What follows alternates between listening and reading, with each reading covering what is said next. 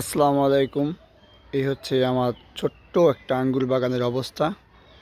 তো এই হচ্ছে কাটিং করছি, মানে একটা ডালপালাও না, মানে কোনো পাতা নাই, সব কাটিং করা হয়েছে।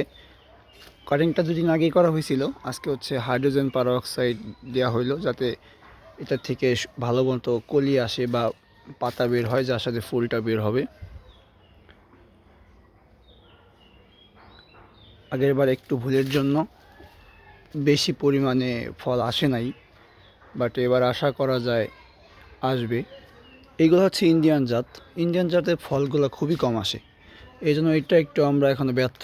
বাট এই যে হচ্ছে আপনার বাইকোনোর, এইগুলা হিউজ পরিমাণ ফল আসে। এই ছোট্ট চারাগুলো আগেরবার অনেক বেশি ফল দিছে আমাদের। তো দেখা যাক, এবার আশা করা যায় সবগুলাতেই ভালো ফল আসবে। আর ম্যাচিউর সর্বোচ্চ ম্যাচিউর গাছ হচ্ছে বাসার ভিতরে, দেখছেন। মাশাল্লাহ, এই গাছটা আর এই গাছটা আগেরবার অনেক পরিমাণ ফল পাইছি আমরা, আর বাসার ভিতরে তো পাইছি।